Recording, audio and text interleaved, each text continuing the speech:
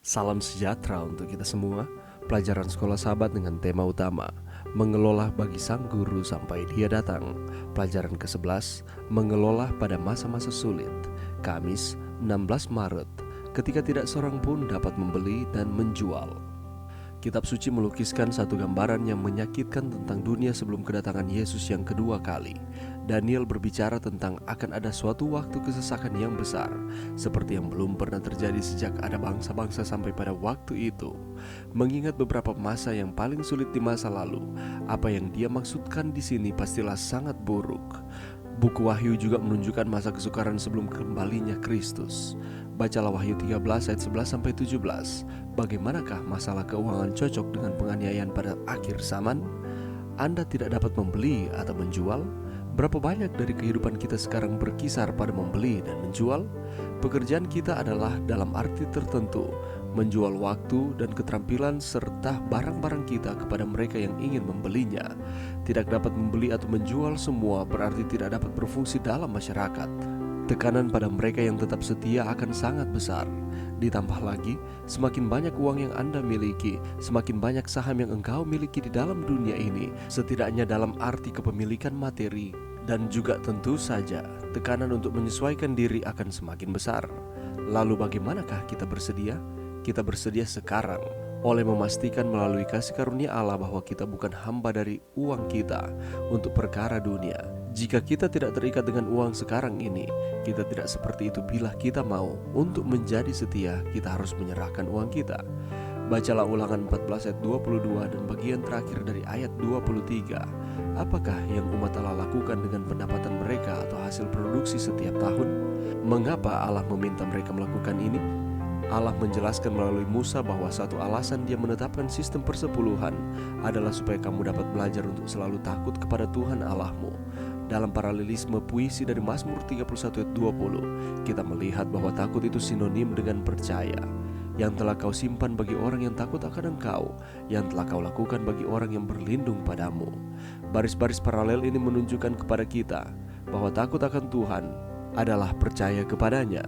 Karena itu, kita mengerti bahwa Allah menetapkan sistem persepuluhan melindungi kita dari cinta diri dan mendorong kita untuk percaya kepadanya yang menyediakan bagi kita. Sementara menjadi setia dalam persepuluhan tidak menjamin bahwa umat pasti tetap setia di akhir. Mereka yang tidak setia dalam persepuluhan pastilah menetapkan diri mereka bermasalah. Pelajaran yang bisa kita dapatkan pada saat ini, kita harus menyadari bahwa di hari-hari terakhir menjelang kedatangan Tuhan, orang banyak akan menjadi cinta akan uang. Kita harus menghindari pengaruh ini, karena ketamakan adalah penyembahan berhala. Kita tidak boleh tamak, dan menjauhi ketamakan selalu diulang-ulangi di sepanjang pelajaran kita untuk mengingatkan supaya ketamakan ini merupakan hal yang berbahaya untuk pertumbuhan kerohanian kita. Yohanes menggambarkan kita bahwa para penyembah berhala akan ditinggikan di luar kota suci. Kita boleh lihat di dalam Wahyu 22 ayat 14-15. Selain itu, tindakan hukum suatu hari nanti akan mencegah umat Allah dari menjual dan membeli. Akan tiba pada suatu masa, suatu saat ketika umat-umat Tuhan dilarang menjual dan membeli. Dan itu berarti segala harta benda atau kepunyaan yang dimiliki tidak ada guna lagi. Dan semua yang ditahan dari Tuhan bersama dengan harta akan binasa dalam api. Kematian tidak terduga, tidak adanya kesadaran di antara orang mati. Mengenai pergerakan waktu sampai kedatangan Yesus membuat kematian menjadi sebuah tidur. Jadi, kita harus selalu setia dalam segala hal selagi masih bernafas. Saat ini kita masih dalam keadaan sehat, kuat, ataupun saat ini kita sedang bergumul di dalam setiap penyakit kita, tetapi kita masih diberikan nafas kehidupan. Mari kita memutuskan untuk terus setia kepada Tuhan, tidak mengutamakan harta benda kita sebagian terutama di dalam kehidupan kita, tetapi mengutamakan Tuhan dan pekerjaannya.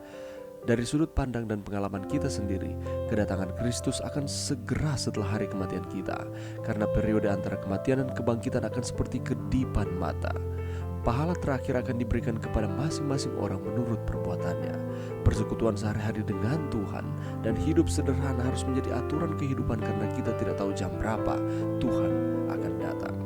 Inilah yang dimaksudkan dengan bersedia dalam menanti kedatangan Tuhan. Setiap saat kita memasrahkan akan kehidupan kita kepada Tuhan, tidak mengutamakan hal-hal yang lain di dunia ini selain Tuhan yang terutama. menempatkan harta benda atau berkat-berkat yang Tuhan berikan kepada kita, bukan yang terutama di dalam kehidupan, tetapi itu menunjang akan kehidupan kita. Sehingga fokus utama kita bukan terhadap harta, kekayaan atau apapun itu, tetapi fokus utama kita adalah Tuhan. Karena pada hari-hari terakhir akan datang masa yang sukar. 2 Timotius 3 ayat 1. Dan apa yang harus kita lakukan selain setia kepada Tuhan? Dengan mengingat akan bahaya ini akan terjadi ataupun sementara terjadi di dalam kehidupan kita, yang harus kita lakukan adalah memasyurkan kerajaan Allah di bumi ini, membantu akan pekerjaan Tuhan, menyokong akan setiap pekerjaannya, dan tetap setia selama masa pencobaan dan penganiayaan.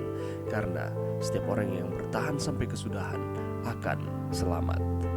Pekerjaan Allah harus diperluas, dan jikalau umatnya mengikuti nasihatnya, maka tidak akan ada banyak harta milik mereka yang akan dibakar pada masa penghakiman. Semua akan menyimpan harta mereka di tempat yang tak dapat merusaknya, dan hati itu tidak akan mempunyai seutas tali yang mengikatnya kepada dunia.